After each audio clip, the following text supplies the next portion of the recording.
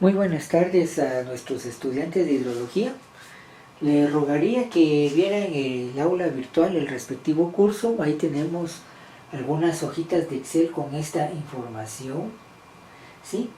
Básicamente aquí tengo registros de estación meteorológica, por ejemplo, registros de estación de lluvias, ¿verdad? Podemos ver aquí lo siguiente. Por ejemplo, aquí tengo que tener las coordenadas del lugar. Y esto con la finalidad de poderlo georreferenciar, ¿verdad? Sí, latitud norte, ¿sí? Y aquí estamos hablando hacia el oeste del meridiano de Greenwich, por eso menos 91. Bueno, generalmente los registros, vea más o menos un poco la información que estamos analizando acá. Una forma de hacerlo es que tengo, por ejemplo, los 12 meses del año, ¿verdad? Por demás está repetirlos: enero, febrero, marzo, abril, mayo, junio, julio, agosto, septiembre, octubre, noviembre y diciembre. Y aquí en columna tengo los años: 1991, 92, 93, hasta que llego al año 2010, 20 años. Ahora, generalmente a veces lo que hago es que por cada año yo sumo estos, miren. Para el año 91 sumo el mes de enero, febrero, marzo, abril, hasta que, por ejemplo, en la última columna lo que yo tengo es la sumatoria. Igual tengo la sumatoria por cada año. Voy viendo cuál ha sido el año más lluvioso. Entonces vea, por ejemplo, si yo tengo 20 años y son 12 meses al año, multiplique entonces 20 por 12, 240 datos que usted tiene aquí. O sea que esta tabla, viéndolo desapasionadamente, ¿sí? Aquí tengo 240 datos hasta diciembre, sin tomar en cuenta la sumatoria de cada año. Ahora, ¿cómo empiezo a construir información con esto? Voy a empezar a construir, por ejemplo, las curvas de probabilidad. ¿Qué tengo que hacer?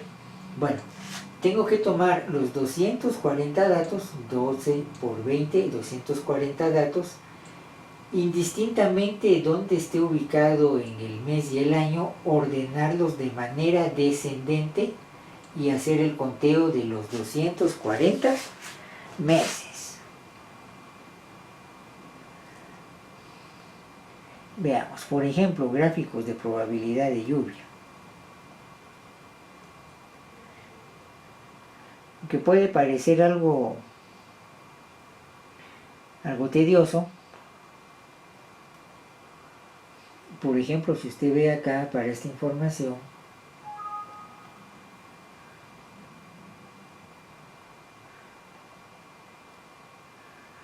mire, precisamente 240, aquí sugerencia, ordene 240, 239 hasta llegar al número 1, ¿sí?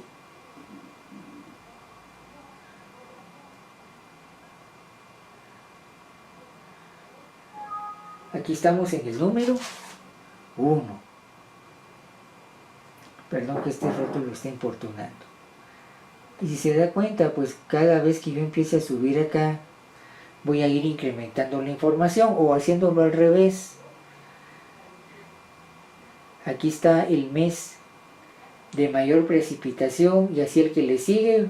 Se recuerda que puedo yo trabajar, por ejemplo, con datos y hacer un filtro, por ejemplo, de mayor a menor o de menor a mayor. Aquí sería de mayor a menor.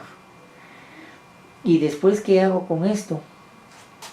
Voy a hacer mi gráfico de probabilidad.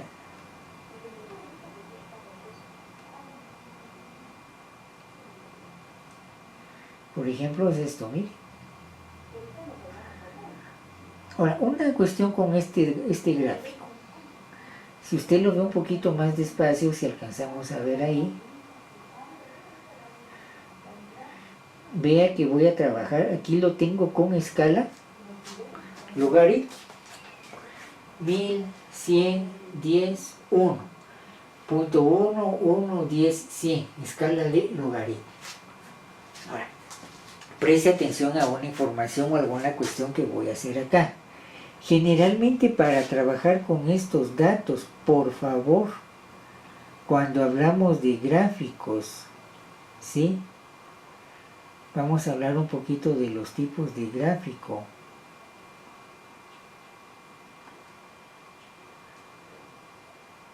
Se recomienda que usted trabaje con gráficos XY dispersión. Ahorita vamos a ver esto. Voy a alejar acá. Supongamos que voy a incorporar aquí algún gráfico. Insertar, por ejemplo, gráficos, ¿verdad?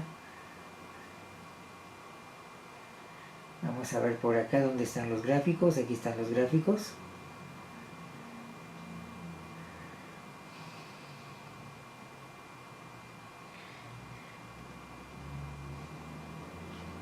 Se recomienda que trabaje usted con XY dispersión. ¿Por qué razón? ¿Cuál es el chiste de trabajar con XY dispersión? Porque es el gráfico que le permite a usted modificar, hasta aquí abajo, dar formato al eje. Por ejemplo, si usted se da cuenta acá, opciones de eje, vea que tenemos base de logaritmo, base 10. ¿Qué pasa si le quito la escala de logaritmo? Mire, el gráfico tiende a curvarse. Aquí esto está en escala aritmética. Quitemos el logaritmo ahora de acá. Ya lo quité de las ordenadas, quitémoslo de las abscisas. Vamos aquí a eje de las abscisas. Formato al eje.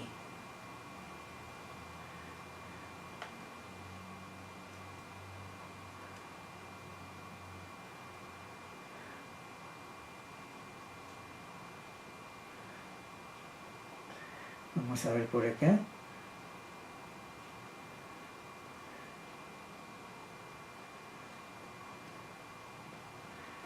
Ojo. Muy bien, aquí lo tengo ya. Quitemos la escala de logaritmo.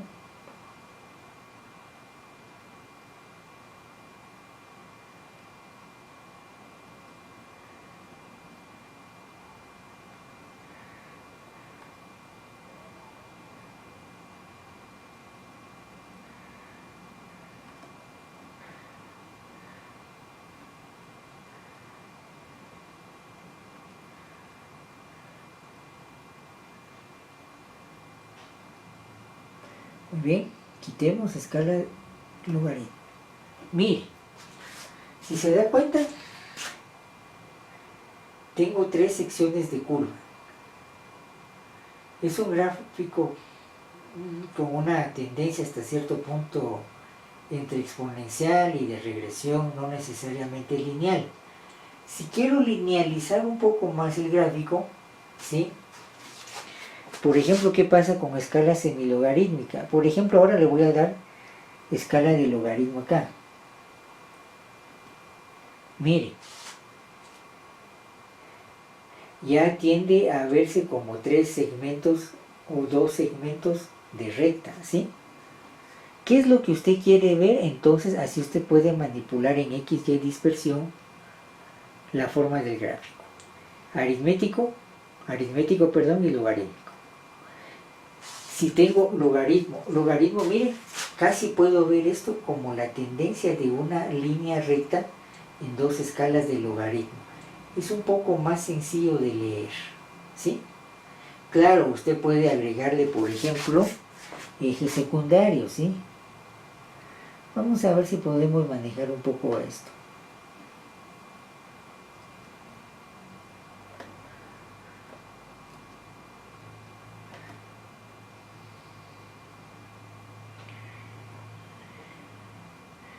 Por ejemplo, veamos aquí.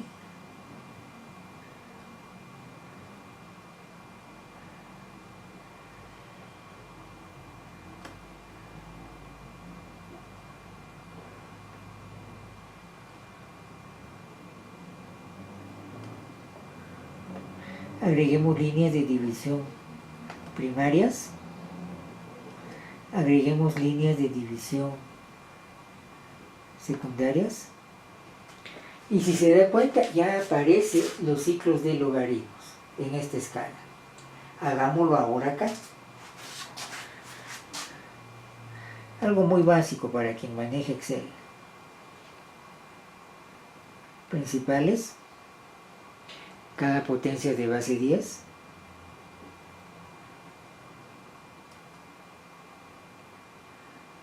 Secundarias. Y muy bien. Aquí tiene usted ciclos de logaritmos en las ordenadas como en las abscisas.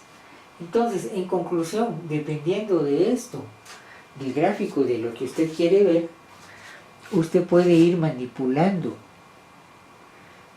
Si quiere verlo, con qué ejes, si lo quiere ver semilogaritmo o lo quiere ver de forma logarítmica.